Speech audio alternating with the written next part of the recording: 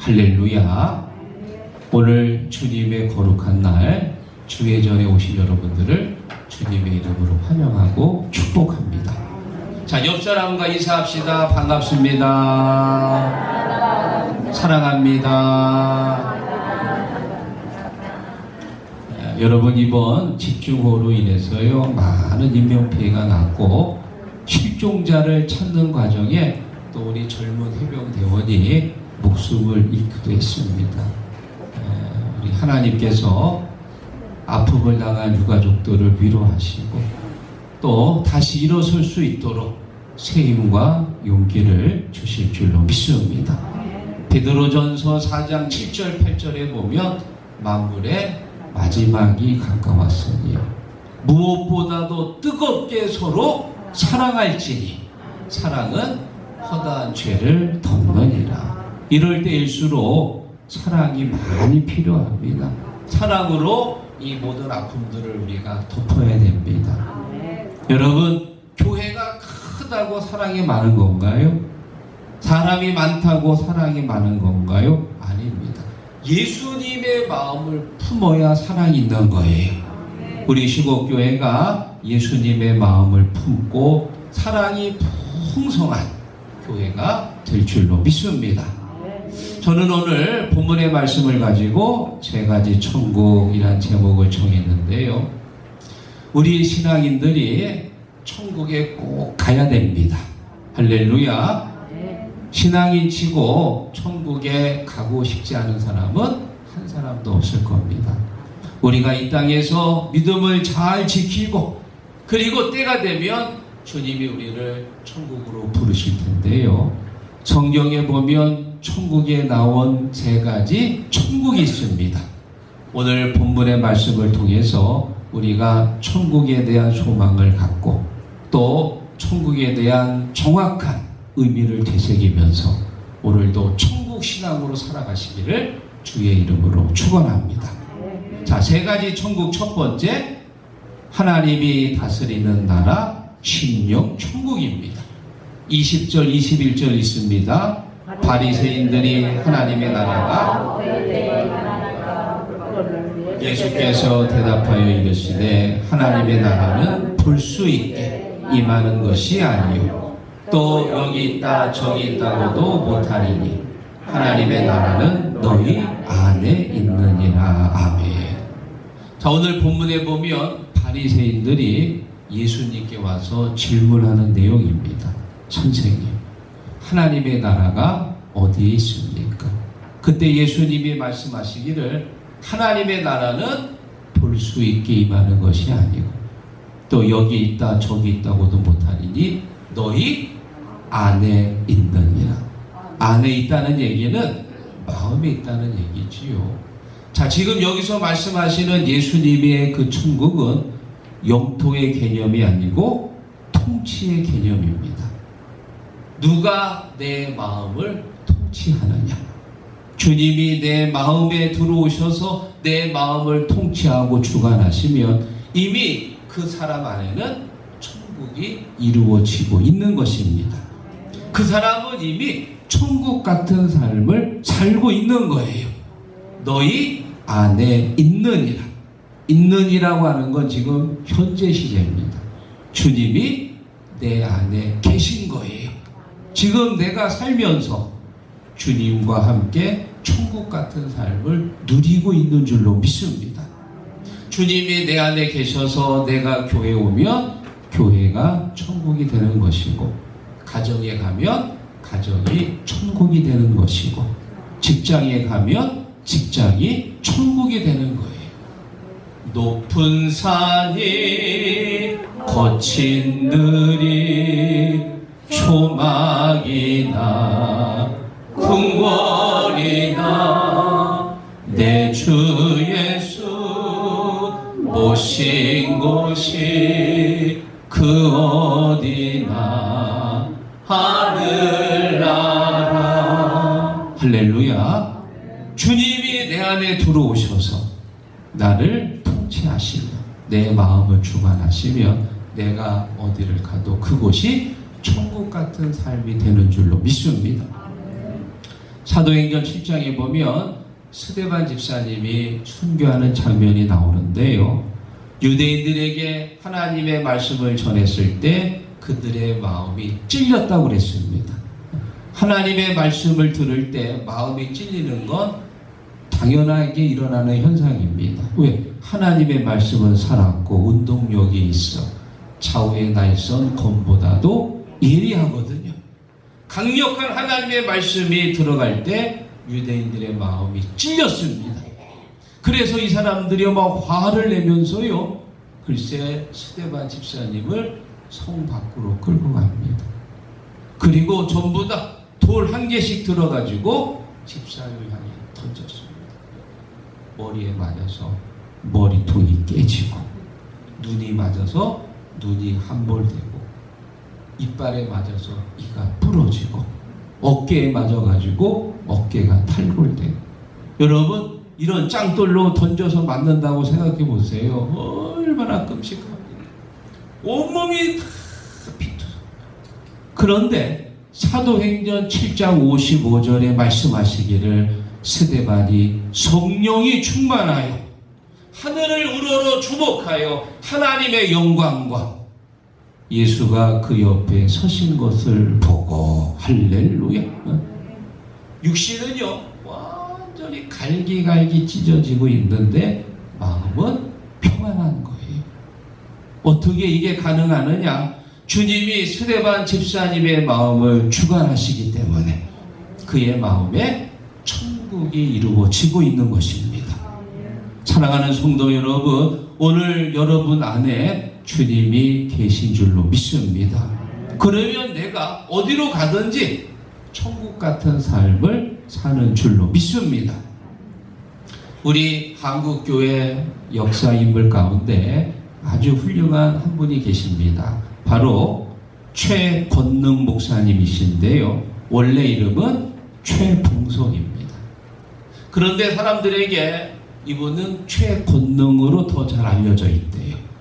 우리 목사님이 목회하는 가운데 많은 기적과 이적이 일어나서 최권능으로 알려졌는데, 특히 이 최권능 목사님은 노방전도 중에 그 외침전도라고 있지요. 예수 천당, 불신 지옥. 아주 거리에 나가서 이 외수 천당 불신 지옥을 담대하게 외쳤습니다. 불신자들 뿐만 아니고 믿는 자들까지도요, 너무 강력해서 반감을 가질 만큼 아주 담대하게 예수 천당 불신 지옥, 아주 거리에서 이 구호를 외쳤다는 거예요. 어느 날 평양 거리에서 이 복음을 외치는데 헌병대장이 말을 타고 이제 나오다가 글쎄 말이 놀래가지고 예수 천당 불신 지옥 하니까 말이 놀래서요 주춤했다는 거예요. 말이. 그래가지고 헌병대장이 말에서 떨어졌어요. 화가 나 안 나? 화가 나겠지요. 그 말에서 떨어지는 거 굉장히 큰 충격입니다. 저놈 잡아, 저놈 잡아.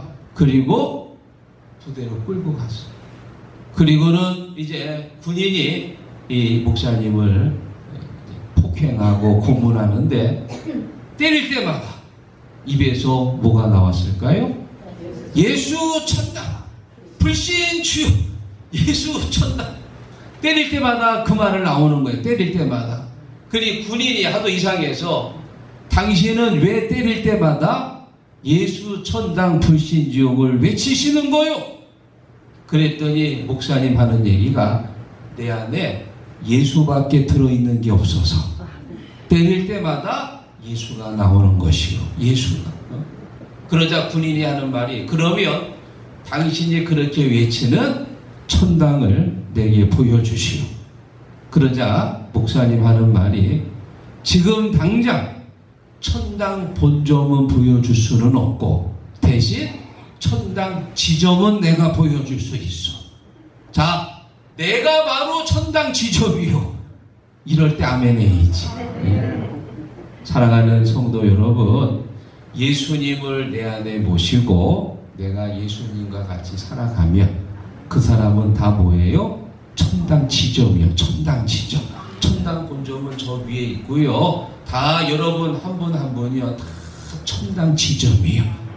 천당 지점으로 살아가시기를 주의 이름으로 축원합니다. 자, 세 가지 천국. 두 번째, 죽은 뒤 재림하기 전까지 있는 곳, 바로 낙원 천국입니다. 누가복음 23장 42절 43절 읽어봅니다. 이르되 예수여 당신의 나라에 임하실 때 나를 기억하소서 하니 예수께서 이르시되 내가 진실로 내게 이르노니 네가 나와 함께 낙원에 있으리라 하시니라. 아멘. 여러분, 이 장면은 예수님께서 십자가에 달렸을 때 오른쪽에 달렸던 강도가 예수님께 지금 청하는 내용입니다. 선생님, 저는 평생 강도로 살면서 나쁜 짓만 했는데 지금 제 옆에 있는 선생님이 저는 하나님의 아들이심을 제가 믿습니다. 저 구원받고 싶습니다. 선생님 나라에 임하실 때 저도 좀 같이 데려가 주세요. 그때 예수님께서 오늘 네가 나와 함께 낙원에 있으리라. 할렐루야.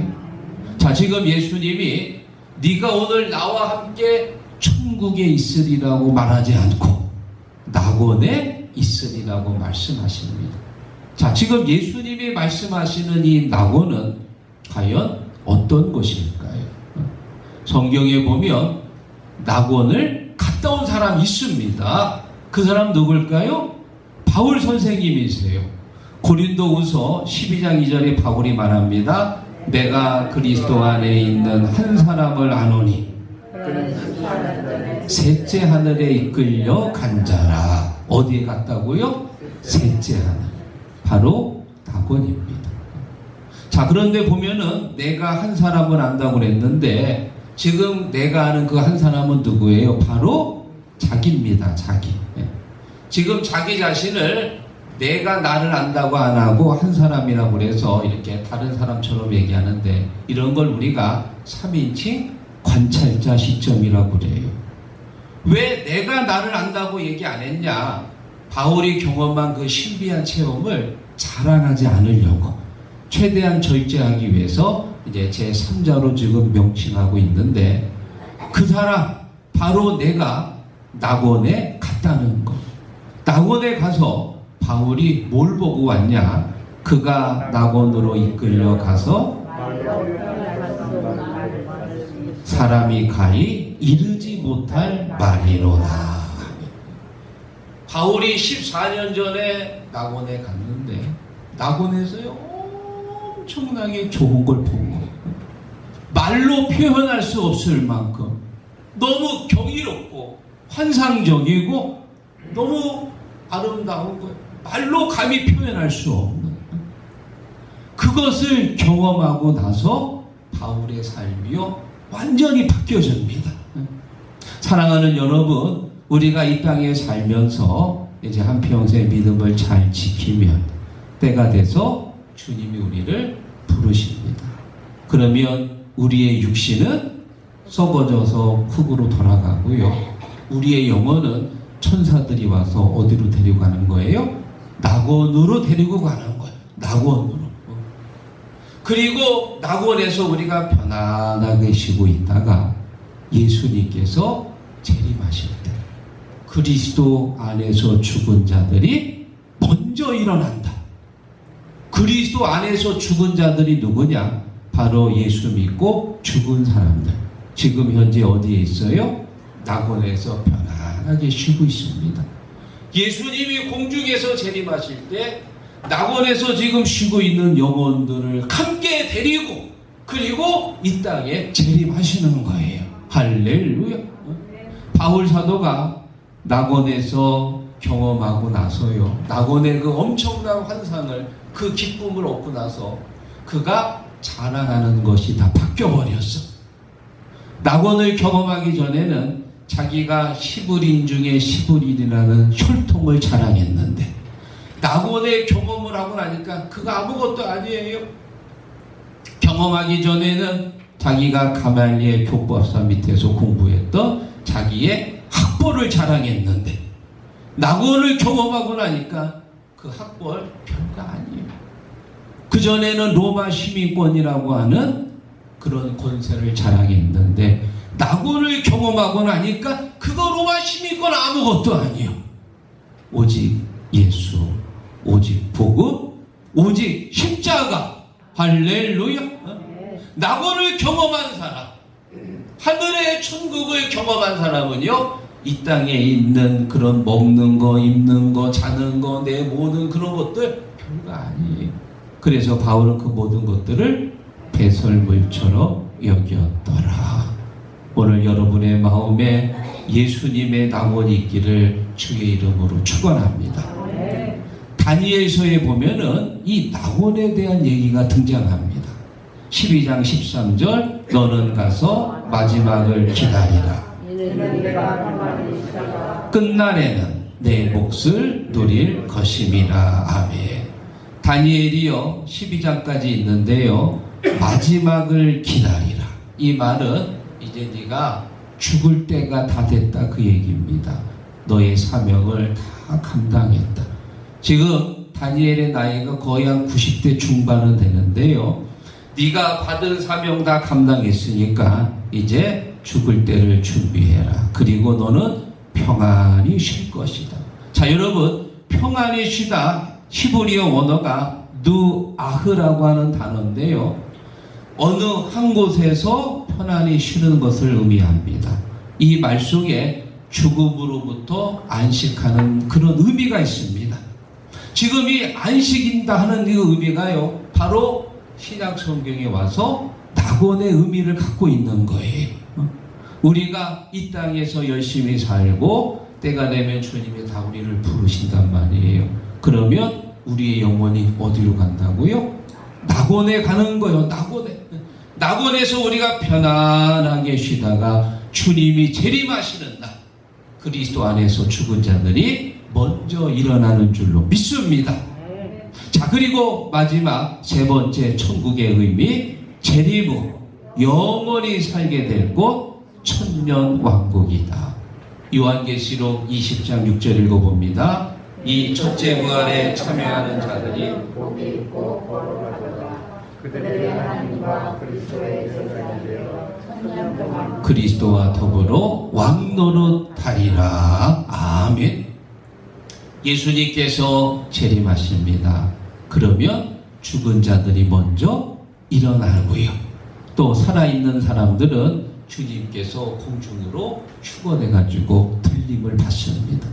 자, 그리고 나서 어떤 일이 벌어지느냐? 하나님의 심판대 앞에 서는 거예요. 심판을 받는 거예요. 5달란트 받은 종처럼 열심히 충성하고 헌신한 자녀는 착하고 충성된 종아, 칭찬 듣고 상급 받고 영원한 하나님의 나라 천국으로 들어가는 것이고, 1달란트 받은 종처럼 주님께서 주신 사명 감당하지 않고 게으르고 농땡이 친 사람은 이 악하고 게으른 종아, 책망받고 그리고 영원한 불못으로 떨어지는 것이다. 여러분, 예수님의 재림은 누구에게는 상급받는 날이지만 누구에게는 책망받는 날이 될 것이고, 예수님의 재림은 누구에게는 잔칫날이 되겠지만 누구에게는 제삿날이 되는 거예요.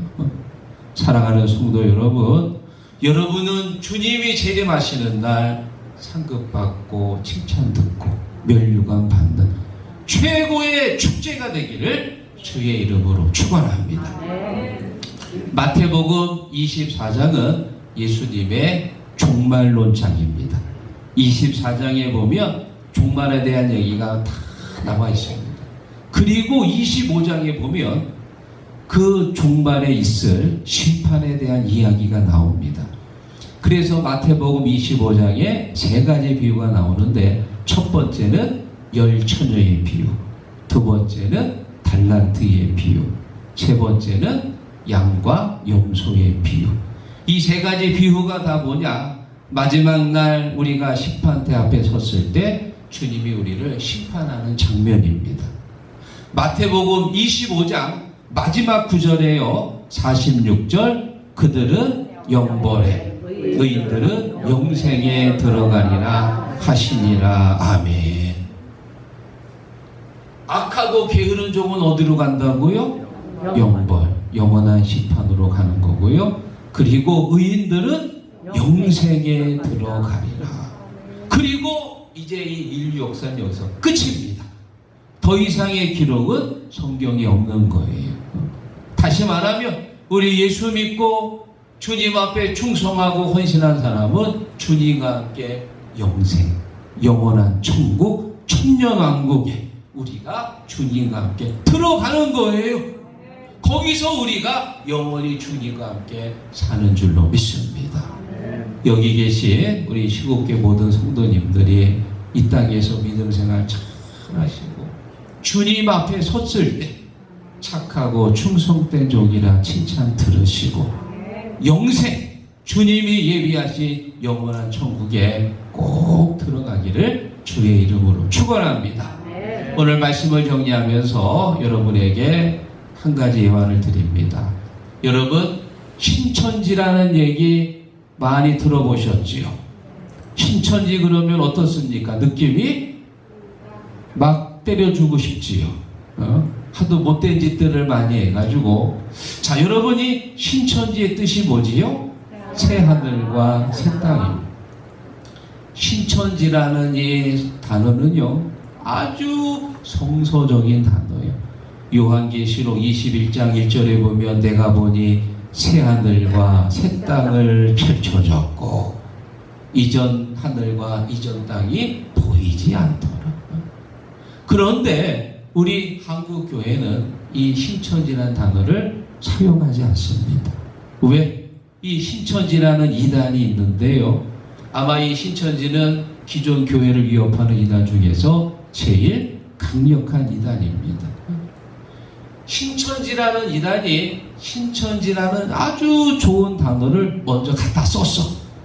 그래가지고 너무 안 좋은 이미지를 갖고 있어서 한국 교회가 신천지라는 단어를 쓰지 않지만 사실 신천지라는 단어는 너무 성서적이고 아주 복된 단어입니다.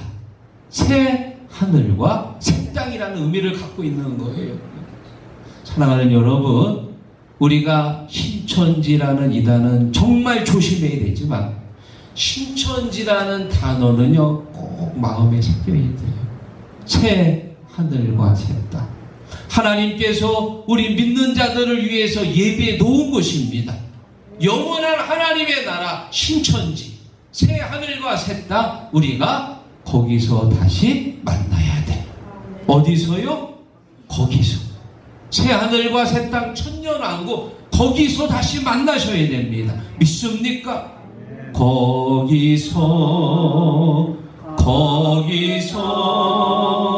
기쁘고 즐거운 집에서 거기서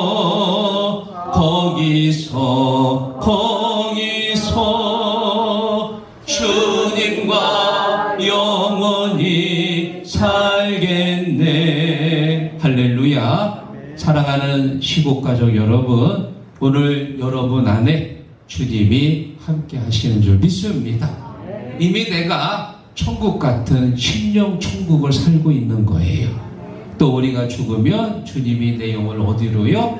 낙원으로 인도하실 것이고, 편안히 쉬고 있다가 예수님이 재림하시는 날 영원한 하나님의 나라 천년왕국으로 우리를 인도해 주실 줄로 믿습니다. 기도하겠습니다.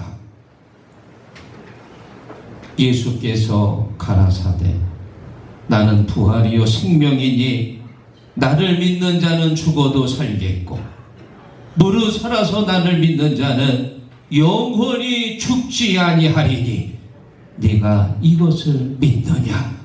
주님, 믿습니다.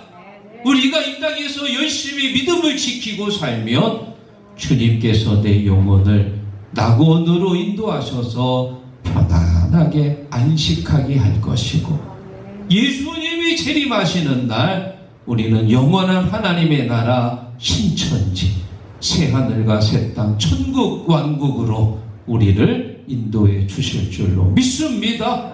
주여, 이 믿음 절대로 흐트러지지 않게 하시고 늘 땅에 살지만 천국을 바라보며 믿음으로 승리하게 하여 주옵소서. 예수님의 이름으로 기도하옵나이다. 아멘.